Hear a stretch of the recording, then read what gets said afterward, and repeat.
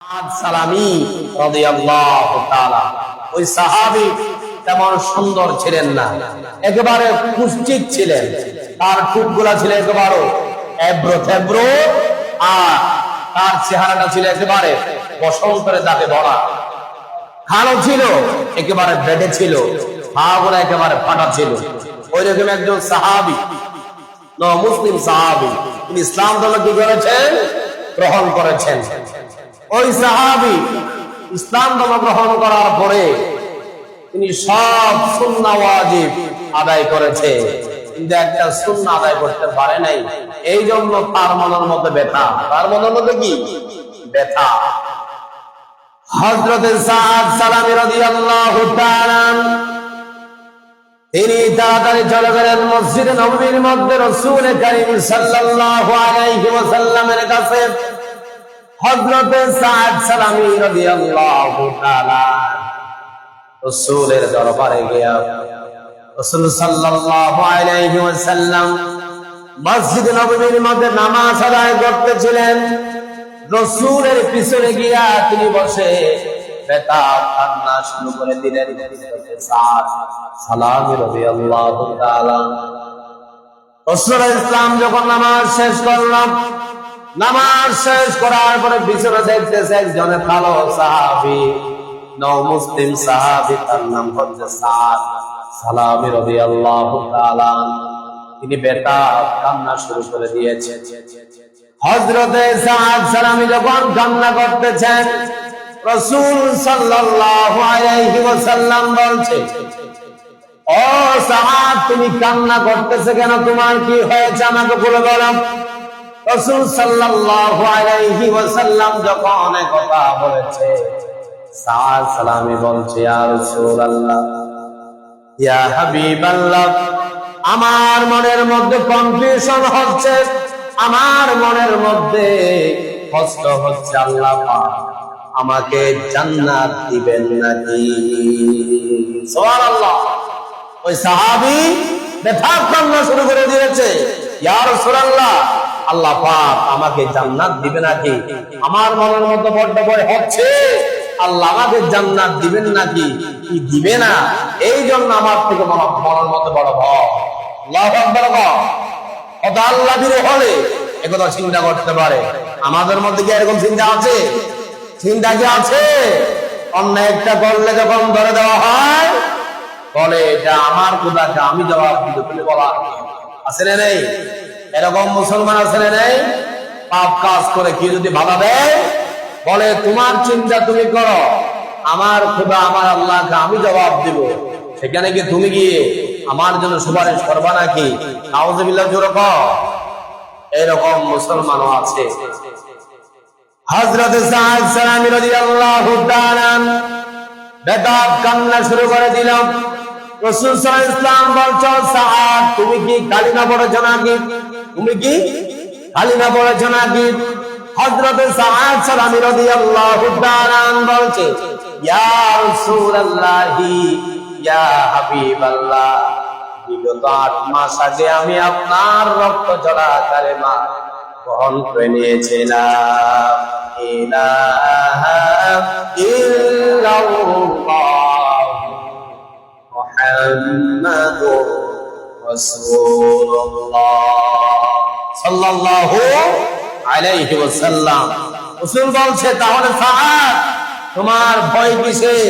তুমি তো ইসলামের কালিমা গ্রহণ করেছো, তোমার ভয় কিসে? তোমাকে আল্লাহ পাক অবশ্যই জান্নাত দিবে। সুবহানাল্লাহ। হযরত সাদ সালামী বললেন, ইয়া রাসূলুল্লাহ, ইয়া হাবিবাল্লাহ, এই জন্য আমার মনের মধ্যে ভয় হচ্ছে, আমি ইসলাম ধর্ম গ্রহণ করার পরে আপনার সব সুন্নাহ এবং ফরজ আদায় করেছি, কিন্তু একটা সুন্নাহ আদায় করতে পারি নাই। এই জন্য আমার মনের মধ্যে ভয় হচ্ছে, আল্লাহ পাক আমাকে জান্নাত দিবেন নাকি? আল্লাহু আকবার। একটা সুন্নাহ আদায় করতে পারে নাই, তার ভিতরে ব্যথা কান্না শুরু হয়ে গিয়েছে। তিনি চিন্তা করতেছে, আল্লাহ কি আমাকে আসলে জান্নাত দিবেন নাকি? আমি তো একটা সুন্নাহ এখনো আদায় করতে পারি নাই। সুবহানাল্লাহ। হযরত সাদ সালামী রাদিয়াল্লাহু তাআলা আনহু আমার রাসূল বললেন, ও সাদ, তুমি কোন সুন্নাহ আদায় করতে পারো না আমাকে বলো, আমি তোমাকে সেটার সনের সন্ধান দেওয়ার জন্য চেষ্টা করব। সাদ সালামী বলছে, ইয়া রাসূলুল্লাহ, সব সুন্নাহ আদায় করেছি, আমি এখন আপনার একটা সুন্নাহ আদায় করতে পারি নাই। শুনেছি বিয়ে করা আপনি নবীর সুন্নাহ, বিয়ে করা আপনি নবীর সুন্নাহ, ওই সুন্নাহটা আমি এখন আদায় করতে পারি না। ইয়া রাসূলুল্লাহ, আমি কালো, আমার মুখের মধ্যে বসন্তের দাগ, চেহারায় তেমন সৌন্দর্য নেই, আমি বেটে, এই জন্য মদিনার অলিতে গলিতে আমি অনেকের কাছে গিয়েছি, কেউ আমার কাছে মেয়ে দিয়ে দেয় না। আল্লাহু আকবার। ওই সাহাবী বলছে, ইয়া রাসূলুল্লাহ, আমি একটা সুন্নাহ এখন আদায় করতে পারি নাই, বিয়ে করা নাকি আপনি নবীর সুন্নাহ, ওই সুন্নাহটা এখন আদায় করতে পারি নাই, এই জন্য মনের মধ্যে ভয় হচ্ছে আল্লাহ আমাকে জান্নাত দিবেন নাকি। আল্লাহু আকবার।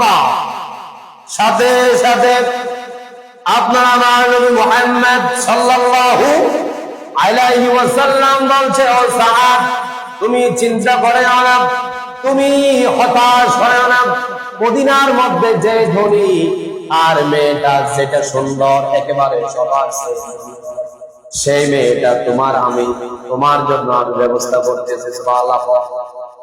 রাসূল বলছে, ও সাদ, তুমি চিন্তা করে না, মদিনার মধ্যে একজন ধনী সাহাবী আছে, তার নাম হলো হযরত আমর ইবনুল ওয়াহাব আল-কারশী, তার একটা মেয়ে আছে, মদিনার মধ্যে ওইরকম সুন্দরী আর কোনো মেয়ে নাই, তার কাছে যাবা, ওই মেয়েটা তোমার কাছে আমি বলছি বলবা, আমর ইবনুল ওয়াহাব আল-কারশীকে বলবা, আমর ইবনুল ওয়াহাব আল-কারশী আপনার মেয়ের সাথে রাসূল সাল্লাল্লাহু আলাইহি ওয়াসাল্লাম বিয়ে দিয়ে দিয়েছেন। সুবহানাল্লাহ। আপনার মেয়ের সাথে বলছে, সাদ সালামী কি বলছে, তুমি বলবা আমর ইবনে ওয়াহাব আল-কারশীকে আপনার মেয়ের সাথে আমার আল্লাহ রাসূল সাল্লাল্লাহু আলাইহি ওয়াসাল্লাম শাদী মুবারক দিয়ে দিয়েছেন। সুবহানাল্লাহ। এবার চিন্তা করেন রাসূলের মুজিজা, আপনার মেয়ে আমি বিয়ে দেওয়া কি সম্ভব হবে? আপনার মেয়ে কি আমি বিয়ে দেওয়া সম্ভব হবে? সম্ভব হবে না। অবশ্যই একটা নির্দিষ্ট গার্ডিয়ান আছে, তার অনুমতি লাগবে। আর রাসূলের মুজিজা হচ্ছে তিনি বিয়ে দিয়ে দিয়েছেন, তিনি সেটা চাইলে পারেন। সুবহানাল্লাহ। সাথে সাথে আমর ইবনে ওয়াহাব আল-কারশীর কাছে চলে গেল সাদ সালামী, বলছে তুমি তার কাছে চলে যাও, গিয়া তুমি আগে সালাম দিবা, সালাম দেওয়ার পরে আমর ইবনে ওয়াহাব আল-কারশী সাথে সাথে চলে আসবে। ও সাদ, চিন্তা করিও না, তুমি বলবা আপনার মেয়ের সুন্দরী মেয়ের সাথে আল্লাহ রাসূল সাল্লাল্লাহু আলাইহি ওয়াসাল্লাম আমার সাথে বিয়ে দিয়ে দিয়েছে। সুবহানাল্লাহ। সাদ সালামী চলে গেল, তারপরে আমর ইবনে ওয়াহাব আল-কারশীর ঘরে চলে গেল। যাওয়ার পরে রাসূলের যে আদর্শ দেখেন, বলছে তুমি আগে সালাম বিনিময় করবা। আরো বাড়িতে যাওয়ার পরে একেবারে কি দরজা খুলে ঢুকে যাবেন? আগে সালাম দিবেন, আগে সালাম দিতে হবে, দিতে হবে, সালাম দিতে হবে।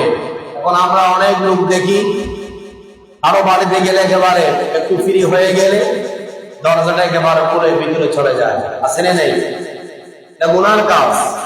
রাসূলের সুন্নাহ হচ্ছে ওখানে অনেক মহিলা থাকতে পারে, তারা অনেক মহিলা থাকতে পারে, তাদের অবস্থা কি রকম আপনি তো জানেন না। একটু যদি আগে নক করেন, সালাম বিনিময় করেন, তারা একটু পরিবারে হয়ে সামনে আসবে। এই জন্য আরো বাড়িতে ঢুকার পরে, ঢুকার আগে দরজার মধ্যে আঘাত করার আগে আগে সালাম দিবেন। কি দিবেন? সালাম দিবেন। এরপরে দরজার মধ্যে আঘাত করবেন। আপনাকে অবশ্যই রিসিভ করার জন্য ঘরে লোক থাকলে অবশ্যই আসবে। ঠিক না? হযরত সাদ সালামী চলে গেল, আমর ইবনে ওয়াহাব আল-কারশীর ঘরে চলে গেল। যাওয়ার পরে সালাম বিনিময় করলো, সাথে সাথে আল্লাহর নবীর সাহাবী হযরত আমর ইবনে ওয়াহাব আল-কারশী চলে আসে। আসার পরে বলছে, আমর ইবনে ওয়াহাব আল-কারশী আমাকে রাসূল পাঠিয়েছে। সুবহানাল্লাহ। আমাকে কে পাঠিয়েছে? রাসূল পাঠিয়েছে। আপনার সুন্দরী মেয়ের সাথে আল্লাহ রাসূল সাল্লাল্লাহু আলাইহি ওয়াসাল্লাম আমার সাথে বিবাহ দিয়ে দিয়েছেন। সুবহানাল্লাহ। এই কথা শোনার পরে আমর ইবনে ওয়াহাব আল-কারশি চিন্তায় পড়লেন। দেখা যাচ্ছে একবার মেয়ের দিকে তাকায়, আরেকবার সাহাব সালামের দিকে তাকায়। চিন্তা করতেছে এটা তো 19-20 ডিফারেন্স না, 20-20 ডিফারেন্স। আমার মেয়ে হচ্ছে সুন্দরী একজন মহিলা, আর আমার মেয়ের জন্য রাসূল যেটা স্বামী করে পাঠিয়েছে সেটা একেবারে কুচ্ছি। তার কাছে কি আমি বিয়ে দিতে পারি? তাকে এক ধরনের গলা ধাক্কা দিয়ে আমর ইবনে ওয়াহাব আল-কারশি বাড়ি থেকে বের করে দিয়েছে।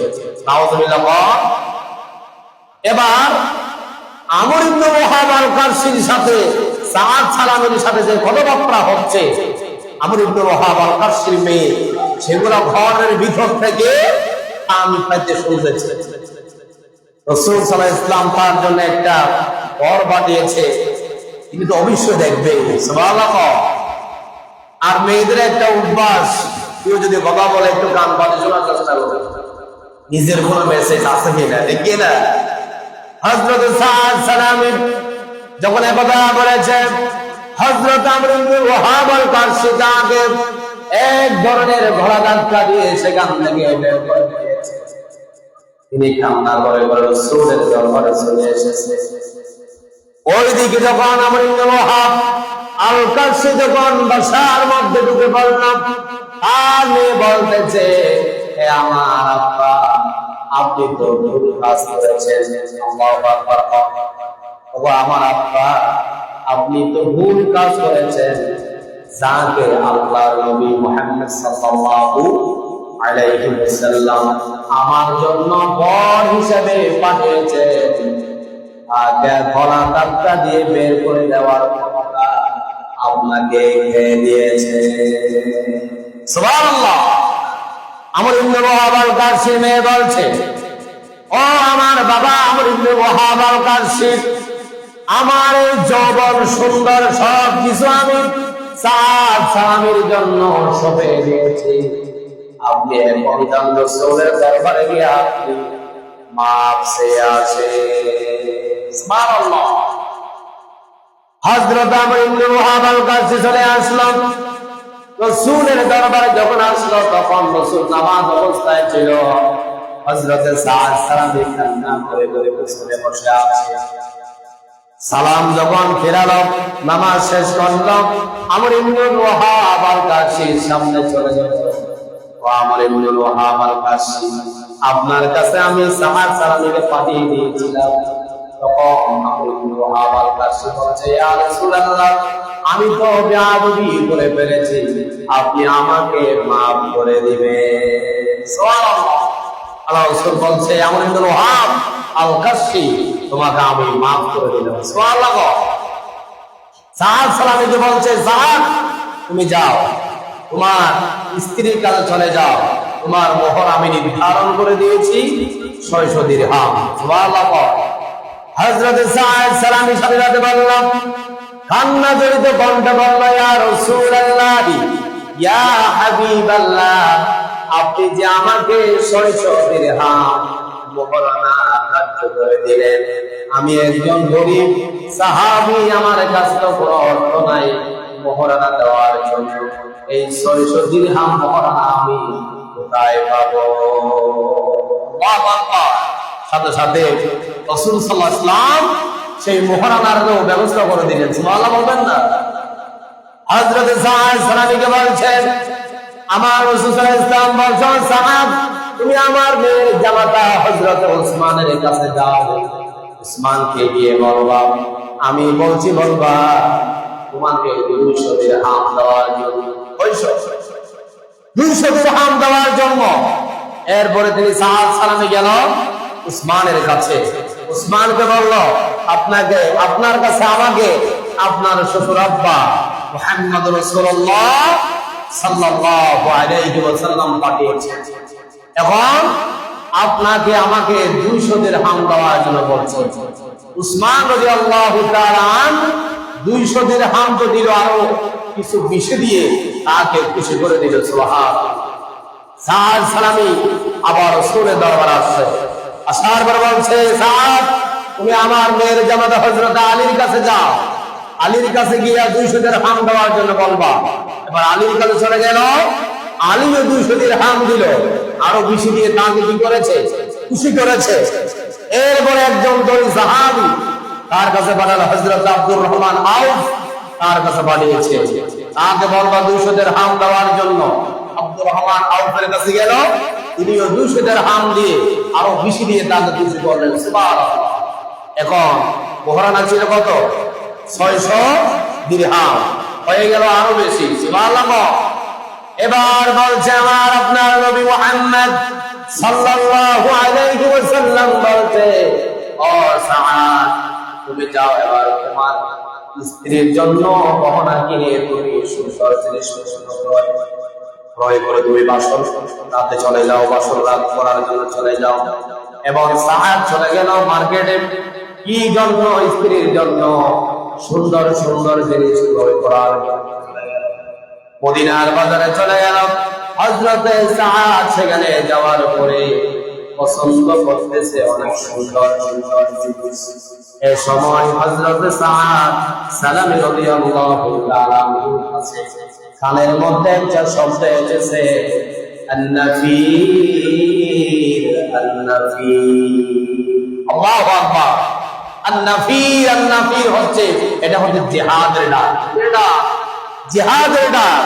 হযরত বেলাল মসজিদ নববীর মুয়াজ্জিন, হযরত বেলাল 5 ওয়াক্ত নামাজের আযান দিতে বছরে 1 থেকে 12 বার তিনি জিহাদের ডাক দিতেন। আন-নাফীর আন-নাফীর।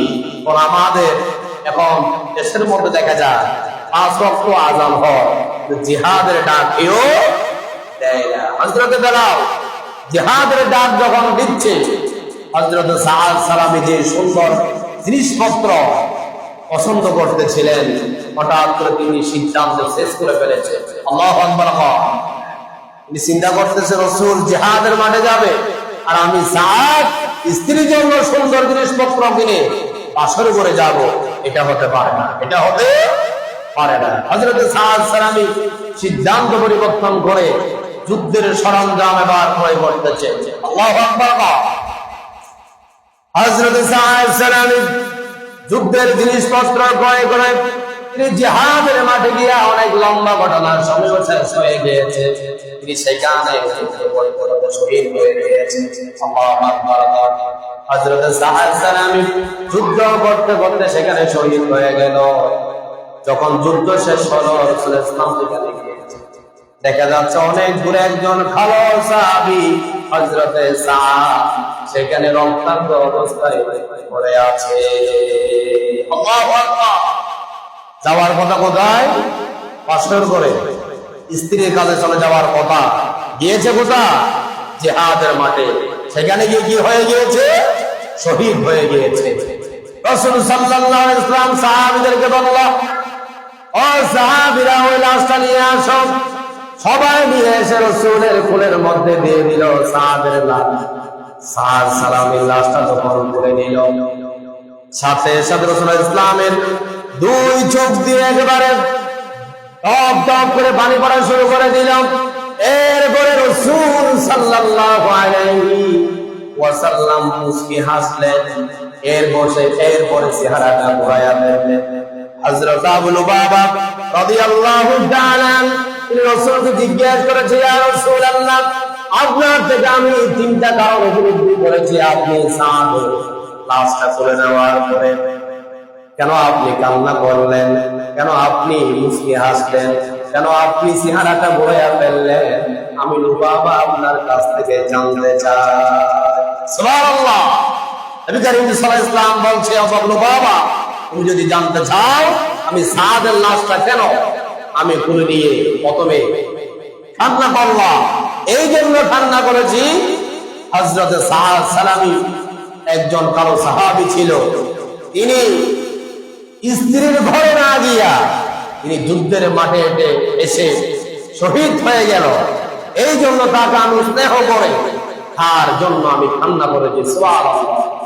2 নাম্বার কারণ হলো কেন আমি সাদ সালামের লাশটা নিয়া মুস্কি হাসলাম আমার সাদ, যখন আমি বলে নিলাম আমার সাদ বেহেশতি হাসা হাসতেছিলেন, এই জন্য আমি সাদের হাসা দেখে আমি নবীও হেসেছিলাম।